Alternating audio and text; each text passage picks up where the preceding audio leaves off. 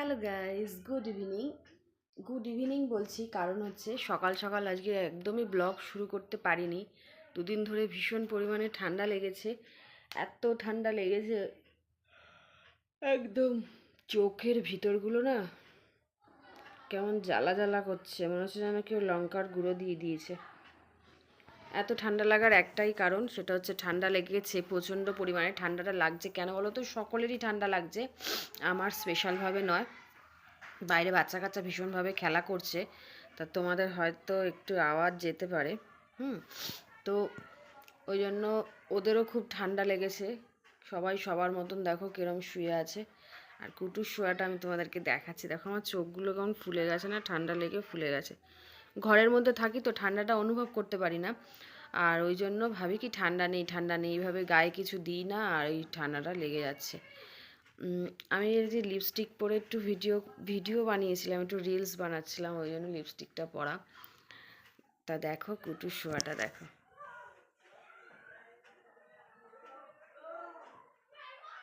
দেখতে পাচ্ছ?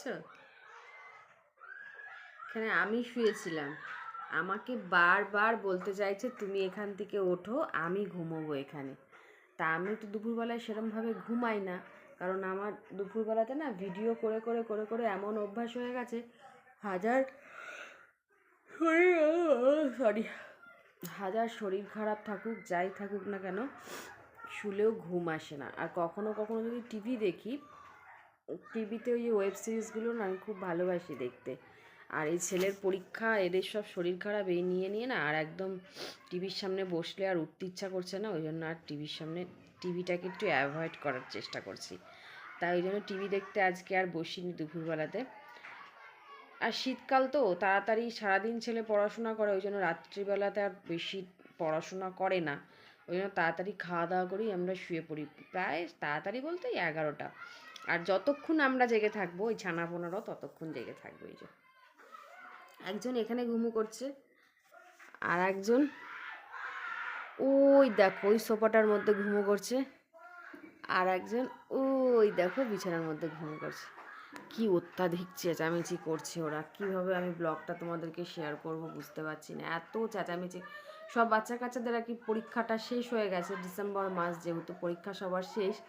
আর আমাদের এখানে সবাই অ্যাকচুয়ালি বাংলা মিডিয়ামে পড়ে, আমাদের সামর্থ্য নেই ইংলিশ মিডিয়ামে পড়ানোর মতন। তা আমার ছেলেও বাংলা মিডিয়ামে পড়ে, যেহেতু মাধ্যমিক দেবে, ওই জন্য ফেব্রুয়ারি মাসে ওদের পরীক্ষা এক্সাম শুরু হচ্ছে, তাই ওর পড়াশোনাটা এখনও চলছে। ওর যদি পড়াশোনাটা এখন না থাকতো, ও খেলা করতো।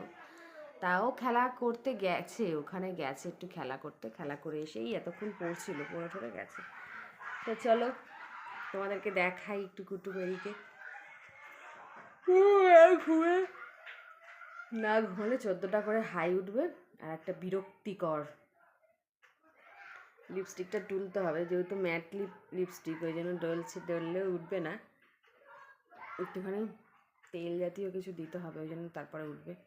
তা চলো ওদের সাথে একটু তোদের তো আবার তোমাদের তো ওদের সাথে কথা না বললে ভালো লাগে না, তাই আমি ওদের সাথে একটুখানি কথা বলাই তোমাদেরকে। হ্যাঁ কুটু, ও কুটু, তুমি মার বালিশে মাথা দিয়ে ঘুমো দিচ্ছ, তাহলে মা কোথায় ঘুমু দেবে? তুমি শুনছো বাবা? ও বাবা, চোখটা কি আদৌ খোলা না বন্ধ? চোখ তো বন্ধ। বুলবুল পাখি, এটা আমার বুলবুল পাখি। ও বাবা, মেঝের মধ্যে খালি শুয়ে থাকবে, ওই জন্য আমি এটা সকাল থেকে ঘর দুয়ার মোছার পরেই পেতে রেখে দিয়েছি, যাতে মেঝেতে না শোয়। তারপরেও দেখি এই জায়গাটা, এই খাটের তলায় গিয়ে শুয়েছে। ও অতটা অত্যাধিক হাই ওঠা, বিচ্ছিরি ব্যাপার। ও অতটা, ওরা দুজন, ওই যে টুবলাইও অতটা মেঝেতে শোয় না, ও অতটা মেঝেতে শোয় না। মেঝেতে শোয়ার মানুষ হচ্ছে ইনি। এই যে কুটকুট করছে, ওই দেখো গুনু হলো। এখন তুমি উঠবে সোনা পাখি? ও সোনা পাখি, শরীরটা খারাপ করেছে, একদম কপ কপ বমি করেছে সকালবেলাতে, বিস্কিট খেয়ে কপ কপ পুরো বমি করেছে। আর দু একবার বমি করলে আবার ডাক্তারের কাছে নিয়ে ছুটতে হবে। তাই আমি ছেলেকে সবসময় বলি, বাবা তোর শরীর খারাপ হলে তুই আমাকে বলবি আমার এখানে কষ্ট হচ্ছে, আমার ওখানে কষ্ট হচ্ছে, আমরা সেই বুঝে ডাক্তারকে বলবো, ওষুধ এনে দেবো। কিন্তু ওদের কষ্টটা আমাকে ফিল করতে হয়, ওরা ওদের কষ্ট নিজে থেকে বলতে পারে না, এটাই হলো আমার সবথেকে বড় কষ্ট। আর ওদেরকে ডাক্তারখানায় নিয়ে যাওয়াটা যে কত রকম, কত কষ্টদায়ক তোমরা নিজেরাও জানো না। ওদেরকে একটা ইঞ্জেকশন দেওয়াও যে কত কষ্টদায়ক, মানে ওরা হয়তো মুখে আমাদের মতন বলতে পারে না যে ব্যথা লাগছে, কিন্তু ওদের চোখের হাব ভাব ভঙ্গি দেখে না মানে আমরা বুঝতে পারি। মানে এতদিন ধরে ওদের সাথে রয়েছি তো, ওদের সমস্ত ফিলিংস আমি খুব ভালো মতন বুঝতে পারি। যেমন জানো তো, এই ঘরের খাটটাতে ওরা উঠতে পারে না। ওরা মানে কি, ও উঠতে পারে, মেরি উঠতে পারে, টুবলাই উঠতে পারে, কিন্তু ও ছোটোবেলা থেকে একদমই এই খাটে উঠতে পারে না। তার কারণটা হচ্ছে, ও একবার ছোটোবেলায় জাম্প করে এই খাটে উঠতে গিয়েছিল, ওঠার পরে ওর এখানটাতে ধরতে পারেনি ঠিক করে, না ধরার ফলে ওখান থেকে ছিটকে গিয়ে ওইদিকে কি ছিল, ওইদিকে ডাইনিং টেবিলটা আমাদের ছিল না, ওখানে কি বেশ একটা ছিল মনে পড়ছে না ঠিক, সোফাটা ছিল ঠিক, আমার এখন মনে পড়ছে না, সোফাও ছিল না, সে গিয়ে না মাথার মধ্যে অসম্ভবভাবে একটা বাড়ি খেয়েছিল, এত ব্যথা পেয়েছিল না, ও কিছুক্ষণ পুরো একদম বসেছিল, সেখান দিয়ে আর উঠছিল না। সেই যে ভয়টা পেয়ে গেল, আর ও বিছানায় ওঠার চেষ্টাটাই করলো না, এতটা পরিমাণে ও ভয় পেয়ে গিয়েছিল। তা আমরাও আর জোর করি না, যখন যেমন পারি তুলে দিই, আর এই সোফাটাতে ও নিজের মতন করে শুয়ে থাকে।